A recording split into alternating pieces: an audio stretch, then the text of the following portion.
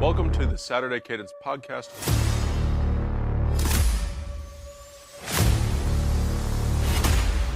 I'm Blake Biscardi, and remember, the Saturday Cadence Podcast is the heartbeat of college football. We say it all the time around here, the games you remember are played in November, and what a matchup on Saturday between Ohio State and Penn State. The Buckeyes have the juice back in the program, a top 5 win for Ryan Day and Ohio State, and they did it in dominant fashion. I know the scoreboard showed 7-point differential, 20-13, but Ohio State controlled this game on the line of scrimmage. They were able to throw the ball and move the ball offensively, aside from those 2 turnovers. Very good game by the Buckeyes offensively. So welcome into Saturday Cadence. I am your host, Blake Biscardi. So let's break this game down and a couple of the others that we saw on Saturday from a chaotic Saturday filled with some upsets. Lots of ranked teams losing, the first one being number 3 Penn State at the hands of number 4 Ohio State in Happy Valley in front of a record 111,030 fans in Beaver Stadium. So looking at this game, it starts off, Penn State gets the ball first. They take an 8-minute drive right down the field, but the Ohio State defense stands and they kick a field goal. Ensuing drive for Ohio State comes a couple run plays. Will Howard looks to throw a ball outside, intercepted. That's a pick 6. Penn State immediately up 10-0, and it looked like a disaster for Ohio State. Not what you wanted to see. The atmosphere in State College on Saturday, you could feel it. It was palpable. If there was a day that Penn State would get over the hump and beat the Buckeyes, it was Saturday. You could feel the energy. It was like an if not now, then when type of game for Penn State and James Franklin.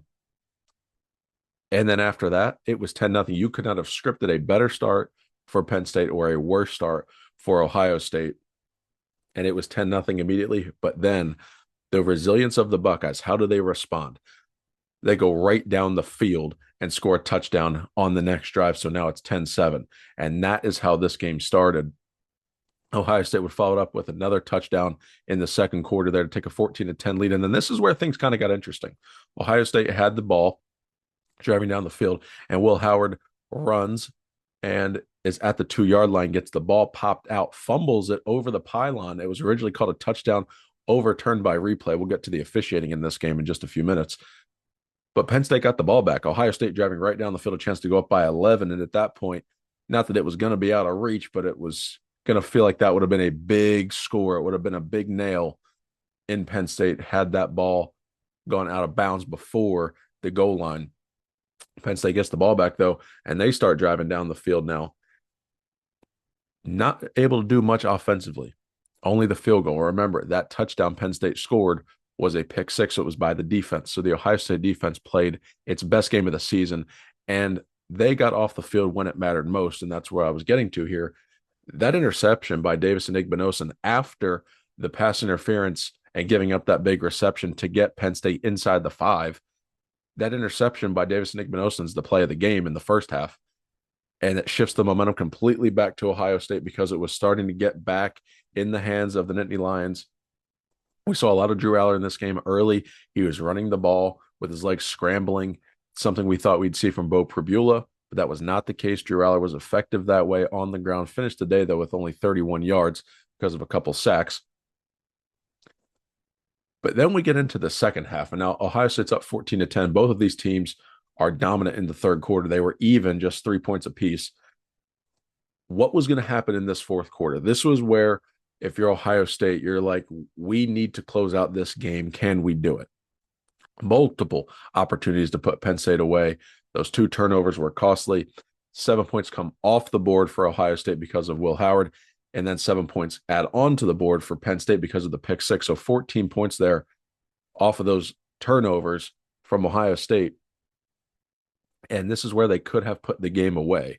And that's what was challenging about this, because you're looking at this and Penn State not having an easy time moving the football.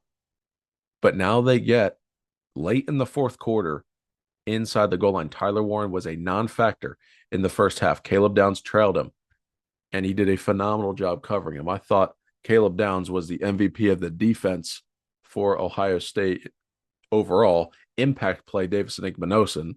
And then I thought most consistently as a unit was the linebackers.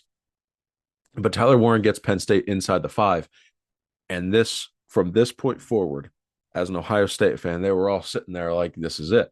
They're going to score and we're going to have the ball back. Can we win? Well, first down, it's a run up the middle, no gain. Second down, run up the middle. Third down, another run up the middle, and Ohio State stops it. Now it gets to fourth down, and they line up in a tight set. Tyler Warren goes to a little out route, basically, just to get into the corner of the end zone. Lathan Ransom cuts it off. Drew Raller has to throw the ball up the middle, and it falls incomplete. Ohio State, a second goal line stand. Penn State had the ball inside Ohio State's 5-yard line twice. 0 points resulted in that. That is your stat of the game right there for the Ohio State defense. The Silver Bullets returned to its form. This is the version of the Silver Bullets Ohio State fans thought they were going to see this year, and that is exactly the version that showed up. It was Jim Knowles' best game defensively at Ohio State. Andy Kotelnicki, the offensive coordinator for Penn State, they brought him in for drives like this, for situations like this, for games like this, and he was held without an offensive touchdown for the first time since 2021. The last defensive coordinator to hold him scoreless or out of the end zone, also Jim Knowles, when he was at Oklahoma State. But Penn State, though, like I mentioned, did not get into the end zone, first time in 10 years. But back to the game, Penn State turns the ball over on downs at the 1. There's 5:13 remaining on the clock. Ohio State's got to find breathing room. They do. Will Howard gets up.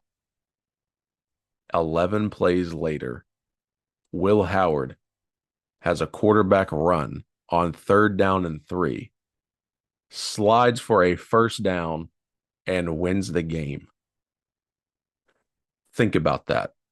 Ohio State goal line stand, in the next 5 minutes and 13 seconds, they go 11 plays, 58 yards in a championship level drive to win the game. What I want to tell you, you know, and I know how Ohio State has lost these tight top 5 games, these matchup games, how they've gone for the Buckeyes. It has come down to the 4th quarter. They've not gotten the stop. They've not forced the punt. They've not been able to capitalize offensively and punch it in the end zone outside of the Notre Dame game last year. How Ohio State won this game was how Ohio State needed to win the game for the program. There's a lot of talk that's going to happen about it could have been worse. If you look at the stat sheet, Ohio State did control and dominate the game. 2 turnovers aside, the Buckeyes did. But I'm going to raise this point that it was more important for Ohio State to win the game the way they did than it would have been had Will Howard not fumbled, had Will Howard not thrown the pick 6. It's more important for this because it answers the questions and checks the boxes of, in the 4th quarter, when it matters most, can this defense get a stop? And can the offense possess the ball? And can the offensive line maul people, maul that defensive front to get the first down needed to keep possession and not give it back, not give the other team an opportunity? And that's what Ohio State did. 2 situations, the defense's back was against the wall. Penn State's inside the 5. 2 times. Time number 1, end of the first half, Davis and Igbinosun, interception. Time number 2, late in the 4th quarter with 6 minutes to go. Then it becomes 5 minutes to go. Ohio State goal line stand. Check and check. Now the offense with the ball at the 1 goes 11 plays, 58 yards. And it was a championship, gotta have it drive, go win the game. And that's exactly what they did. And hats off to the offensive line. Carson Hinsman comes in at guard. Donovan Jackson plays out at tackle. And were they outstanding in the run game? Now, I know in passing situations, there were a couple of times Donovan Jackson was one-on-one and Abdul Carter got in the backfield and sacked Will Howard. He went down 3 times.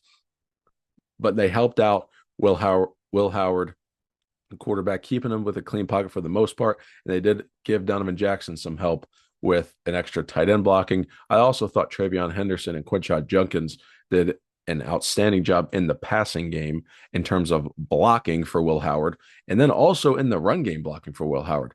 The running backs were involved all around. Judkins had 14 carries for 95 yards, Henderson 10 for 54, but they did way more than just contribute with their legs. They contributed blocking, they contributed with receptions. Running backs, though quieter on the stat sheet, the impact on that game not to be understated. But Ohio State's offensive line was makeshift. It was patched together. And they talked about that on the broadcast a lot. All the question marks were on the offensive line for Ohio State. Can they go into this environment? For that offensive line to handle 111,000 fans and adversity the way that they did tells me all I need to know, that this team has resolve, this team is resilient, this team will fight, this team is tough. All the things that Ryan Day preaches. And looking at this game and how much emotion that Ryan Day showed after the game and the whole coaching staff and the entire team, you can't question it. You just have to smile and be happy for Day and the entire team and that football program, because this is a program changing game because of what I just talked about a couple of minutes ago, saying the style of game that Ohio State won. Sure, it would have been great to win that game 38-6 or 38-13 if we keep on with the pick six. Sure, it would have been great. It's a statement win.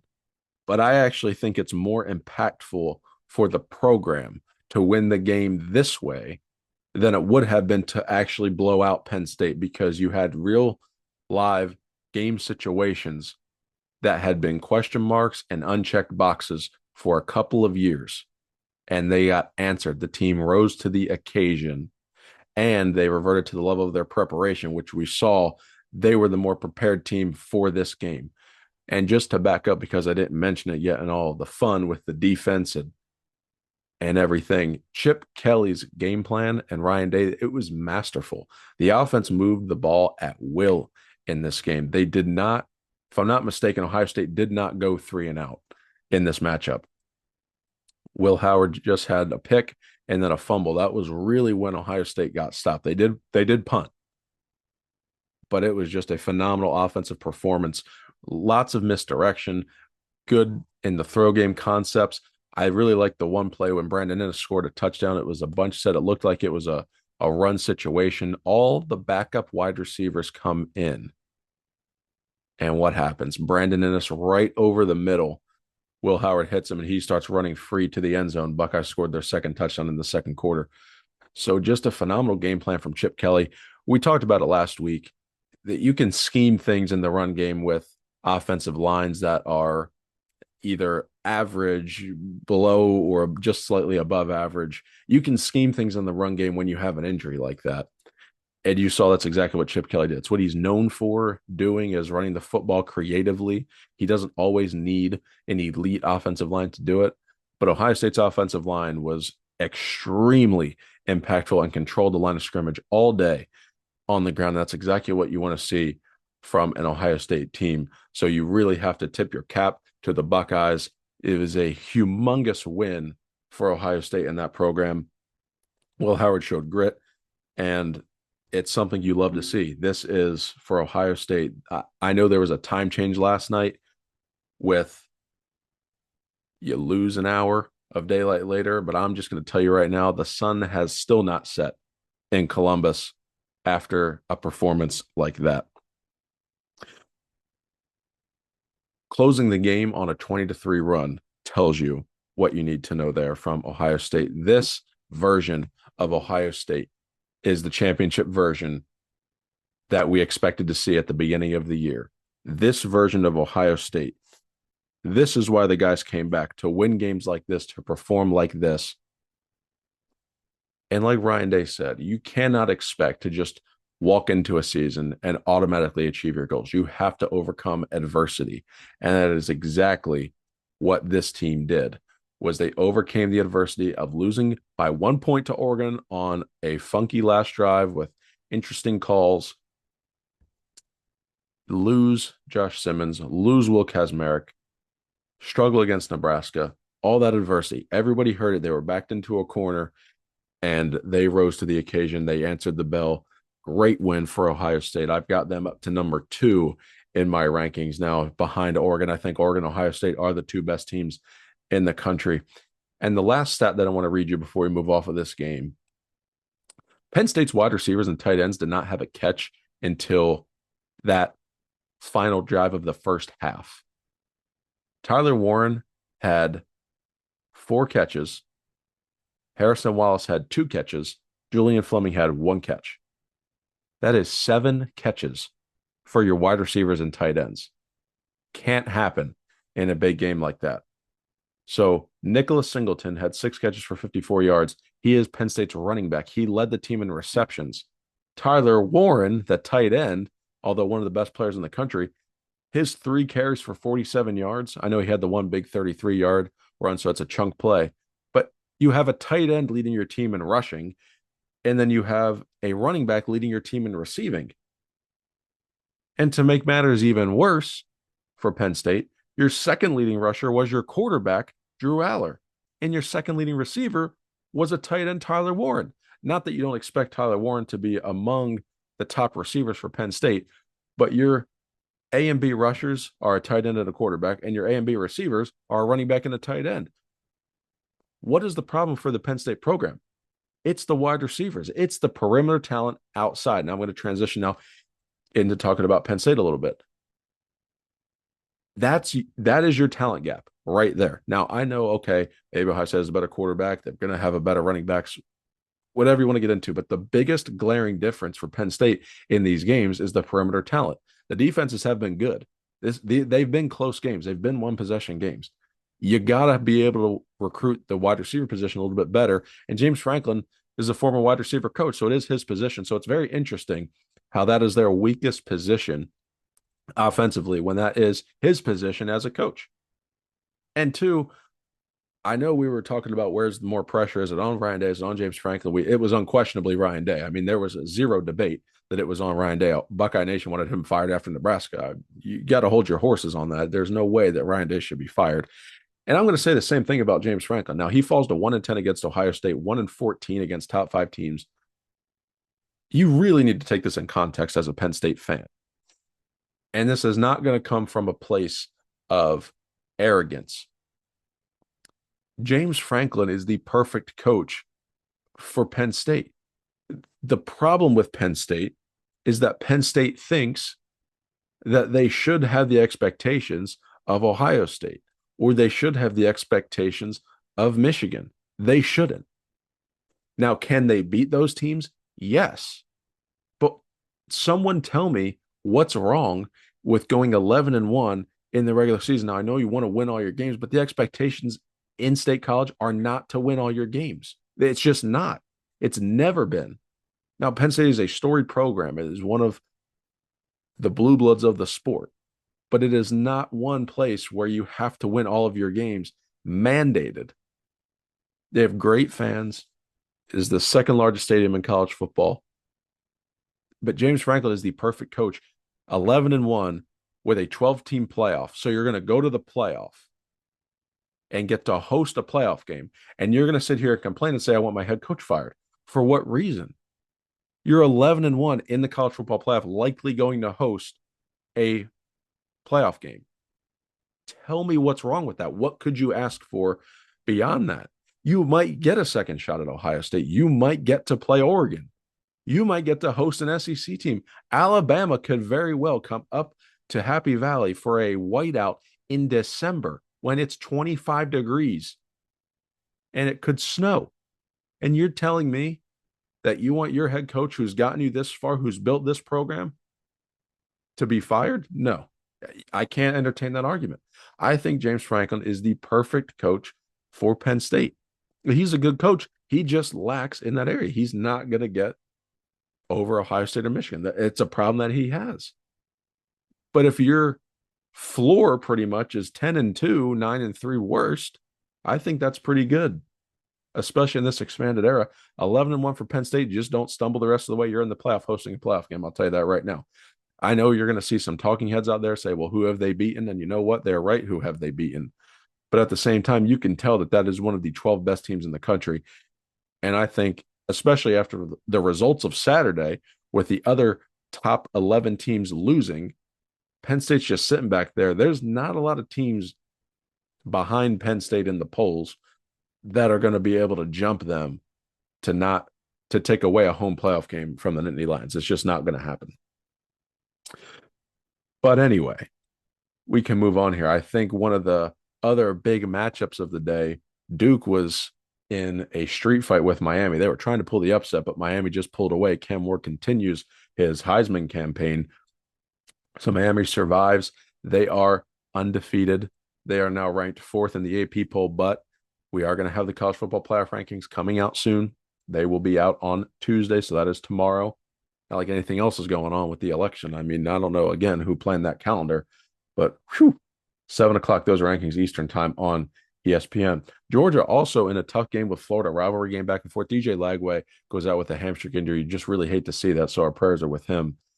But Florida kept it close until late. Georgia scored a touchdown to pull ahead, and then Florida throws an interception, and Georgia just hits the exclamation point with that final touchdown. So 34-20. Final in that game, Texas Tech storms back to defeat Iowa State 23-22. So the Cyclones now take their first loss of the season. But these next two games were ones that, number one, thought was a danger spot for one of them. And then the other one thought this should be a spot where it could be a blowout. First game will be Texas A&M going to Columbia. South Carolina just boat raced A&M. I mean, they were up big early. A&M tied it 20-20. 44-20 was the final score in this one. South Carolina staying around. They could be ranked.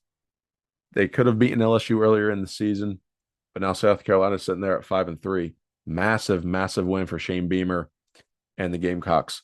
So keep South Carolina in your back pocket as they try to close out this SEC stretch. Still have to play Vanderbilt, and now what's a very intriguing matchup, Vanderbilt ranked. Still have to play Missouri, and then Clemson at the end of the year. Clemson is the team I want to talk about next. They got boat raced by Louisville, and you're watching this game. I just couldn't believe what I was seeing. I mean, Louisville just took it to Clemson the entire game, ended up being a little bit closer at the end, 33-21. But Clemson now, you are starting to think, because SMU dominated Pitt, that Clemson is going to need help to get into the ACC championship game now, which would also mean they would need help to get into the playoff. And I'm going to get to the playoff talk here in just a couple of minutes. Tennessee, though, they did hang on. They beat Kentucky 28-18. Josh Heupel and this Tennessee offense have been struggling to score in the first half in SEC play, but the defense is holding its opponents to under 20 points. They have not allowed 20 points in SEC play or during the season. Tennessee quietly one of the best defenses in the country. They've got Mississippi State next week before going to Athens to play Georgia. That Tennessee-Georgia game is going to be massive for the SEC race. But now what I want to get into is the college football playoff rankings are coming out on Tuesday. So what can we expect? And it's going to be hard to sit here and predict the whole 12-team field right now. I don't want to do that on this show. We will do that for you. But I want to give you my thoughts on what I think the field will, what teams I think the field will comprise of by conference. I think right now, Indiana was the biggest beneficiary of yesterday, with Texas A&M getting a second loss, Clemson getting a second loss, Iowa State getting a loss. Those teams right there losing. Indiana benefits the most because there was a world where those teams kept winning, getting to the conference championship games. You're sitting there with a lot of one loss, maybe a two loss teams there in the SEC. And even in the ACC to get two teams in there if Clemson were to beat Miami. Indiana has Michigan and Ohio State are its two toughest remaining games. Michigan this week, Ohio State in a couple of weeks. There was a world where 11-1 Indiana didn't make the playoff. And I know that's insane. I know you think, well, if they had a different logo that they would be in, and you know what? That's probably true. But Indiana, the biggest beneficiary of those other teams losing. Now, I think you're going to get 4 Big Ten teams in. I think Oregon and Ohio State and Penn State, for that matter, as long as Penn State takes care of business, are locks to be in the playoff. And I also think Indiana. They don't have to beat Ohio State now. They can be 11-1 and still be comfortable in that playoff spot. Now we'll see Tuesday night where the committee has them, but still time to work, still time to jump up in the polls, and they could still beat Ohio State to really solidify themselves as a playoff team. But I think the Big Ten's going to get 4. And I also think the SEC is going to get 4. So that's going to take 8 spots. I think the SEC is going to have Georgia and Texas. I think they're both in. And then I think you're going to get 2 teams from this pool, from Tennessee, Alabama, LSU, and Texas A&M. Ole Miss potentially could be there. Texas A&M, they beat Texas, can get to the SEC championship game, and then you got 60 minutes to go to the playoff. So I think you're going to see 4 SEC teams as well. I think the ACC and the Big 12 each get 1. The only way I can see one of those conferences getting 2 is if Miami loses the ACC championship game. I don't think at 12-1, if BYU lost the Big 12 championship game, that they would win very many arguments. Just schedule's just not strong enough. And an off the radar team that is now getting closer to the driver's seat in the Big 12 is Colorado. Dion, they are tied for second place now in the Big 12. Still need a little bit of help, but they could have a game in the Big 12 championship game with 60 minutes to go to the playoff. And I don't know if you want to bet against Shedeur and Travis Hunter. I'm just letting you know. I do think that Notre Dame, unless they lose, will also be in the playoff. And then I think Boise State will be, potentially Army will be your group of 5 teams. So that right now is how I see the field being comprised. I think you're going to get 4 from the Big Ten, 4 from the SEC. That brings me to 8 teams. And I think you're going to get 2. Obviously, we know conference champions, ACC, Big 12, there's 10. Notre Dame being an at-large, and then Boise State being the group of 5. So that is how I see the playoff field shaping up right now. I think those will be your teams. If I had to predict which 12 would be in, it would be this: Oregon, Georgia, Ohio State, Miami, Texas, Penn State. That is the AP top 6 right now. I think all of those teams are in. I also think Indiana will be in.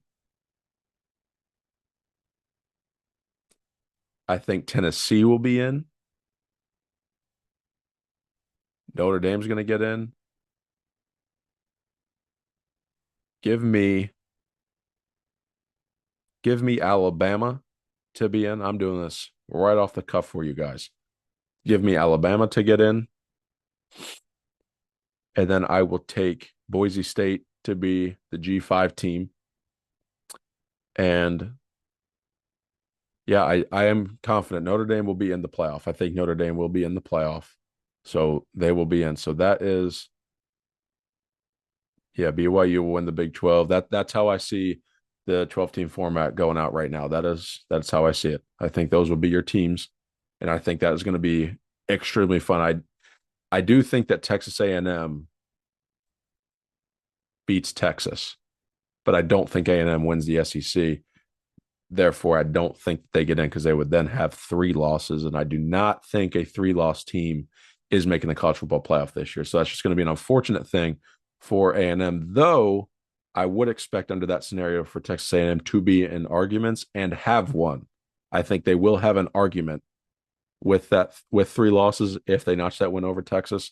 I just don't think they end up winning it at the end of the day. So that is the show. Remember, Tuesday, college football playoff rankings come out 7:00 right before all the election results start to take place. So make sure you're tuning in ESPN to see the official rankings. Now, that will be the poll that matters moving forward. The AP will just be a guide. It will correct itself. You'll start to see that next week. But thank you for listening to the episode today. Remember to like and subscribe to the channel and leave us a review because it really helps out our show. And check us out on social media too, at Saturday Cadence, for more content throughout the week. And remember, the Saturday Cadence podcast is the heartbeat of college football. My name is Blake Biscardi. I will see you next time on the Thursday show. God bless.